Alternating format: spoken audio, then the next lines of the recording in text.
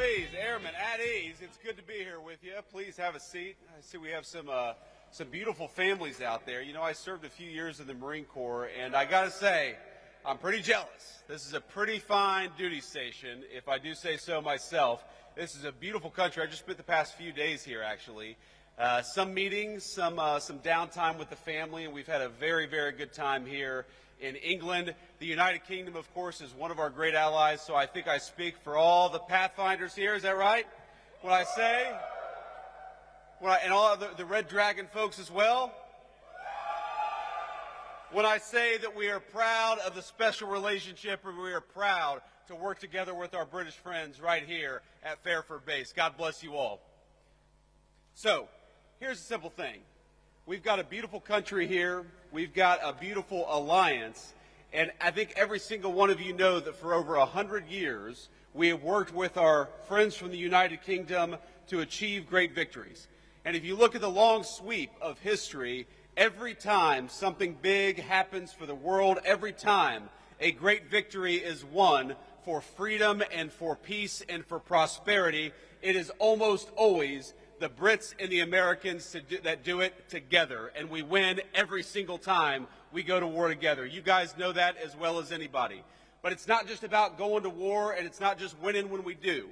When we work together, when we fight together, when we make it clear that we always approach every situation with an open hand, but if things go poorly, we're willing to do what we have to do. We make it easier to achieve peace and prosperity all over the world. So I want to say, from all of us back home in the United States, for all the people that you serve with, that you fight for, that you make it possible to live the American dream in peace and prosperity, we are proud of you, we are grateful for you, and as your Vice President, I am damn proud to be here with you today. God bless every single one of you.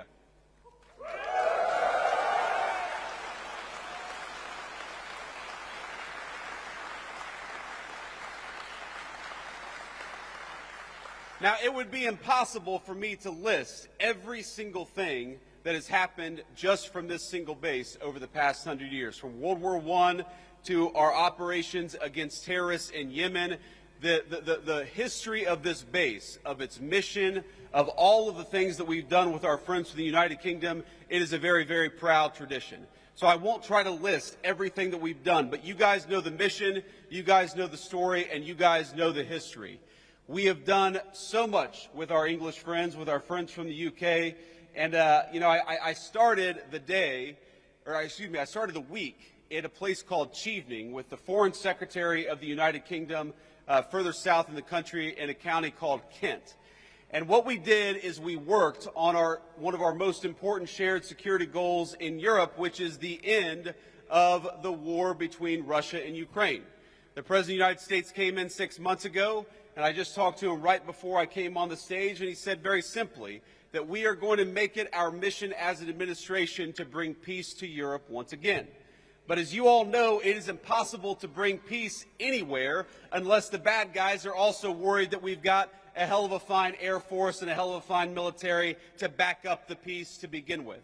So what you guys do, even though you may not see it every single day, is you make it possible. You make it possible for us to accomplish the President's goals through negotiation. You make it possible for us to go into a room and say, yes, we want peace. Yes, we want to work together. Yes, we'd like to bring an end to this terrible conflict. But we've also got some great airmen back at Fairford and other bases. They're going to make sure that no matter what happens, the peace and the prosperity and the goals of the American people are going to be well served by what you do.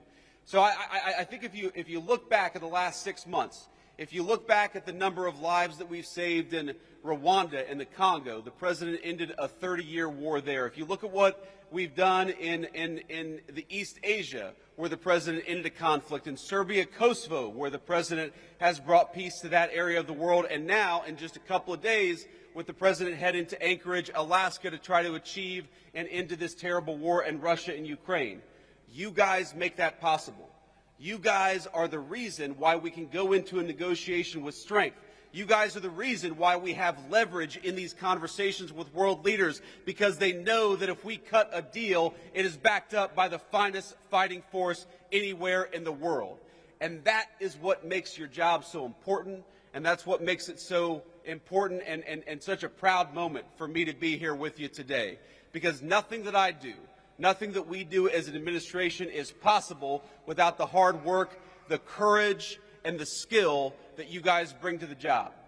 Now, I mentioned earlier I was at Chevening meeting with the British Foreign Secretary. I've met with a number of foreign leaders just in the last, hour. I had a call with about 30 European leaders.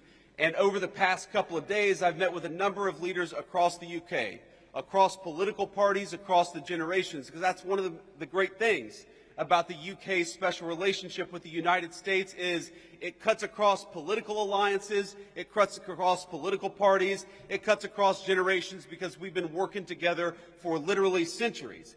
And you know what every single person that I meet often tells me? They tell me about how impressed they are by the skill, by the determination, and by the dedication of the American military. You all are what make it possible for us to do what we do. When Marco Rubio, our great Secretary of State, goes to engage in some diplomatic negotiation, he knows that he's got the great people of the Secretary of Defense standing behind him. And that fact, the fact that people are impressed by you, the fact that so many people are frankly afraid of you, is why we're able to do what we do as an administration. So I just want to say from the President of the United States, who again I just spoke to, and he told me to give you this message. We're proud of you. We're grateful to you. We know that it's not always an easy job. We know there are often long hours, but I hope you know that the peace and the prosperity and the safety of your countrymen depend on you doing a good job, and we are damn proud of the job that you do every single day. God bless you all, and thank you for having your Vice President here in the UK.